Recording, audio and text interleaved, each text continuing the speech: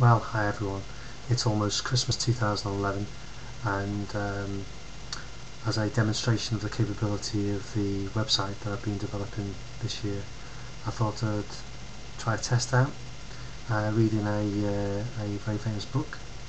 And this one I've chosen, which I think is apt for Christmas, is called Christmas Carol by Charles Dickens. So, as a starter, I wish you all the very best for Christmas. Preface. I have endeavoured in this ghostly little book to raise the ghost of an idea which shall not put my readers out of humour with themselves, with each other, with the season or with me. May they haunt their houses pleasantly, and no one wish to lay it.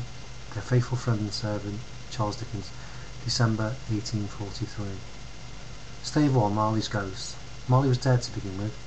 There's no doubt whatever about that. The register of his burial was signed by the clergyman, the clerk, the undertaker, and the chief mourner.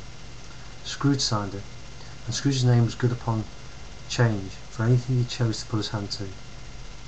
Old Marley was as dead as a doornail. Mind, I don't mean to say that I know, of my own knowledge, that there is anything particularly dead about a doornail. I might have been inclined myself to regard a coffin nail as the deadest piece of ironmongery in the trade. But the wisdom of our ancestors in the simile, and my unhallowed hands shall not disturb it. All the country is done for.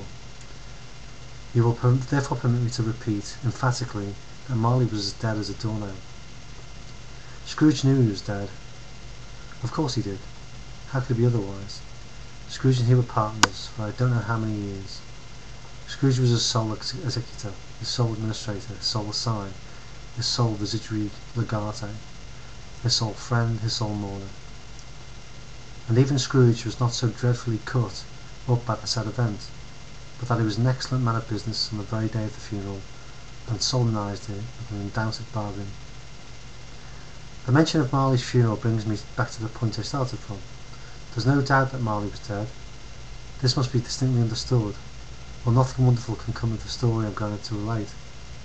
If we are not perfectly convinced that Hamlet's father died before the play began, there would be nothing more remarkable in this taking a stroll at night, in an easterly wind, upon his own ramparts, than there would be in any of the middle-aged gentlemen rashly turning out after dark in a breezy spot, say St. Paul's churchyard for instance, literally to astonish his son's weak mind. Scrooge never painted an old Marley's name. There it stood years afterwards, above the warehouse door, Scrooge and Marley. The firm was known as Scrooge and Marley. Sometimes people new to the business called Scrooge Scrooge, and sometimes Marley, but he answered to both names. It was all the same to him.